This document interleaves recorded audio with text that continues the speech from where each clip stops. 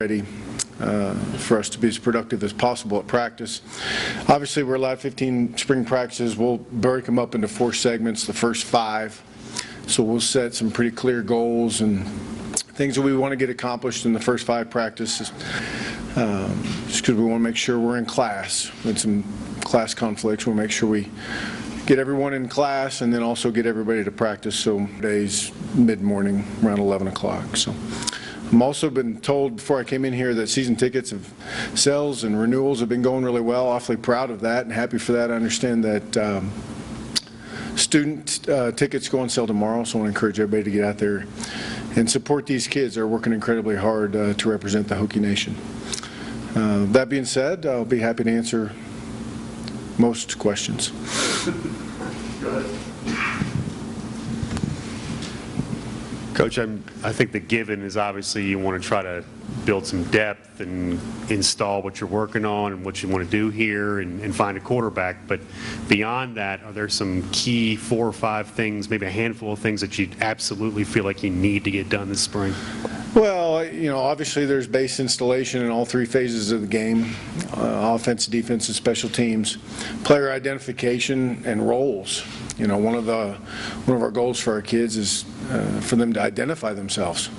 They're auditioning for roles, whether they be on special teams or as the starting middle linebacker or starting quarterback or backup or whatever it is. But for our kids to identify themselves, for us to do a great job evaluating those things.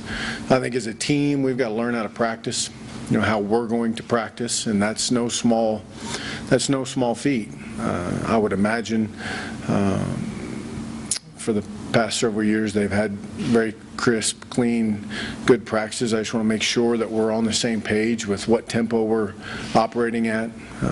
That's a major part of us continuing to instill our foundation and mindset and how we want the program to go forward, kind of big picture wise, and then also to facilitate leadership and develop young players. So kind of a wide-ranging set of parameters there, but we've got a lot to do in only 15 practices. I wanted to ask you, you kind of mentioned they're creating a culture here. How much do you think those 5 a.m. workouts have helped that process along? I don't know. It'd be interesting to hear what the kids would say. But, you know, I thought the kids attacked them pretty well, did a pretty good job. You know, we obviously moved away from, as we got closer to practice and it being as difficult, you know, to get them ready to actually go practice football. But I like the way the kids went about their business and the way they worked. And have you ever split reps among 5 quarterbacks before, and how do you plan that going forward? Well, those guys will earn the reps. It'll be pretty easy to taper them to the guys that perform the best and have the best knowledge base. We've done it like that before. I think they all deserve an opportunity.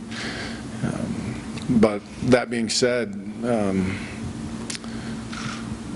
guys that will earn more reps starting from the first day. So as those guys display knowledge base and ability to execute the average play on a consistent basis, those reps will increase for them and decrease for others. We'll have to adjust things to what we have, and that's what coaching is. You know, I mean, it does us no good to try and force square pegs in round holes. But you know, we're going to have 3 true freshman wide receivers out there competing.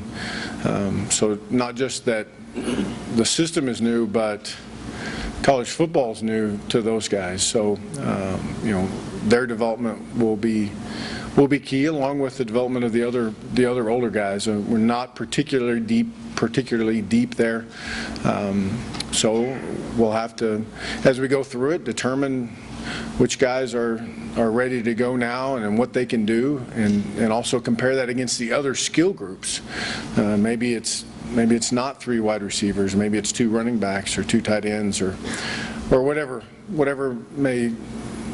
road we may go down based on our evaluation. That's why you're so anxious, or we're so anxious to get on the field.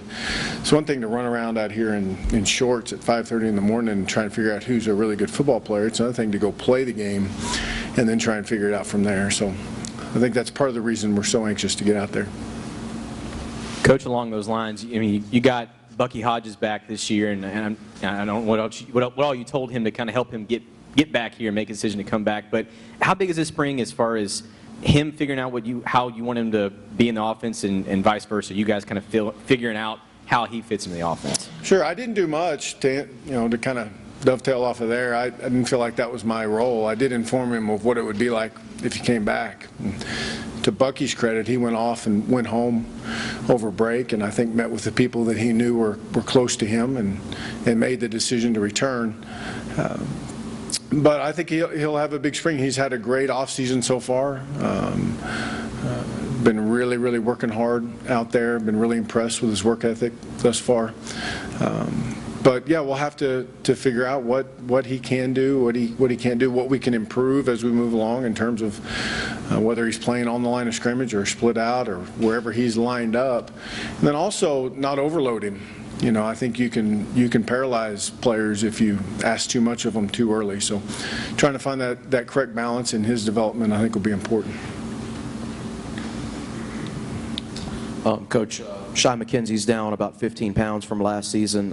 How healthy is he right now, and what kind of a role do you see him playing this year? I don't know what his role will be. I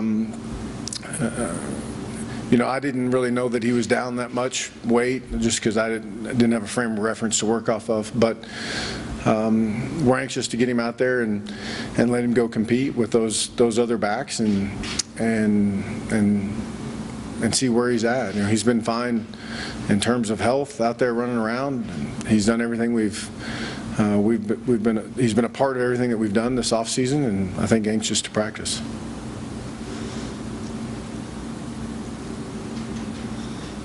Yeah.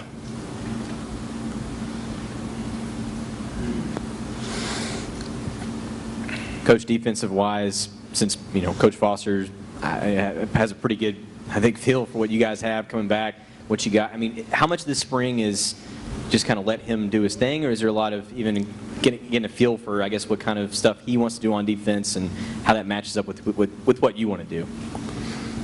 Well, I think it's more of a personnel issue. I mean, we've got some young defensive linemen that are going to have to play at a high level for us to have the success we want to have. We've got some depth we've got to find at linebacker and some young guys in the secondary as well. So,